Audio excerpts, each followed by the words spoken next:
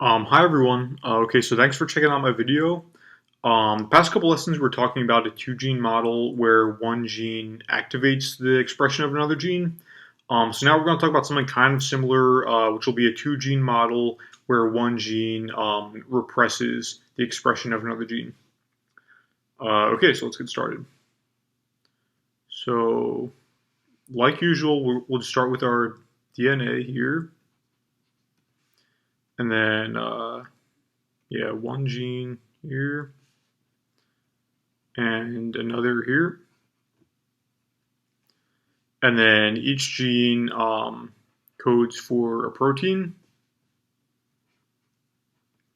Now remember, like we said before, it's the gene is like technically not coding for a protein directly. It's actually coding for an RNA, which is then being translated into a protein.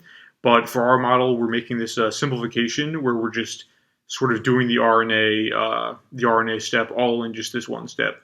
So we're just saying, just to make it simple, we're just saying that the gene codes for a protein. And then each protein has some degradation rate. So that means that they break down over time.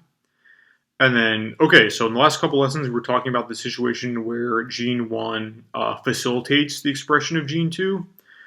But here we're actually going to talk about something where gene 1 will repress the expression of gene 2.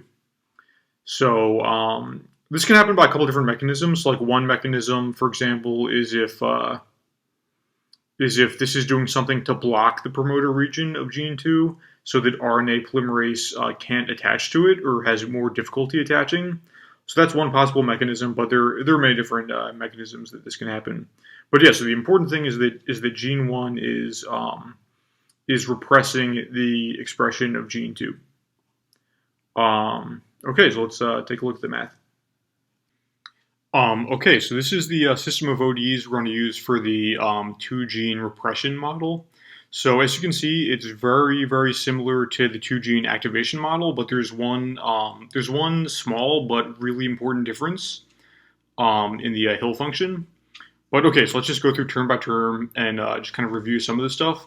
So okay, the easy stuff first. So K sub 1, as you guys should know from the last couple lessons, this is the production rate for gene 1, and then gamma sub 1, the degradation rate, so the rate at which the protein from gene 1 breaks down, and then gamma sub 2, the degradation rate for gene 2, and then K sub 2 is the maximum production rate for gene 2.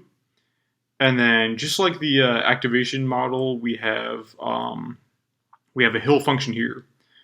But you might notice there is a small but really important difference, which is that actually the denominator is exactly the same, but the numerator in the activation model we had gene 1 to the nth power up here, but now in the repression model in the numerator we have c to the nth power.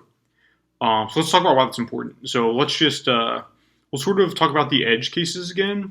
So to sort of build intuition.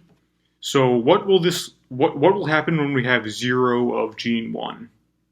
So when we have 0 of gene 1, we get 0 here. So we just have c to the nth power over c to the nth power. So this will just be 1. So if we have 0 for gene 1, then the Hill function is just 1. So then the production rate for gene 2 then will be 1 times k sub 2. So basically just k sub 2. Okay, so that's when we have 0 of gene 1. Then this whole thing is 1, and we get k sub 2 for the production rate. Now, what if we have really a lot of gene 1, like a billion of gene 1?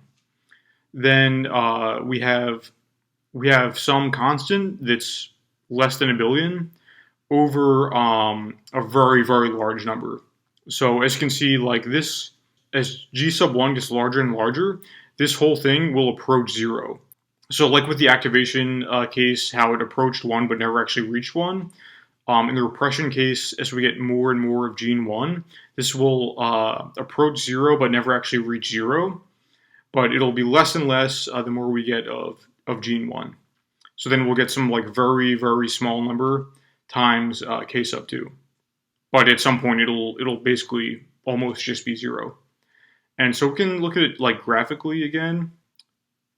So it'll start here at 1, and it's like a downward hill this time, where it'll sort of approach 0 but never get to 0, but get small enough to be like effectively 0. And so this is yeah, I mean, this is how we model the repression. So as we get more and more of gene 1, it's repressing the transcription of gene 2.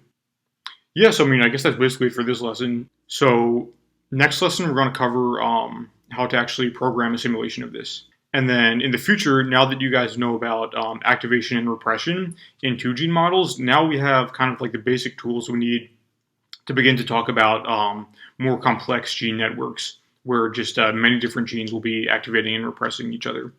So sort of building a simple foundation that we'll eventually use to talk about much more complex networks. But yes, that's all for today. So thanks for watching.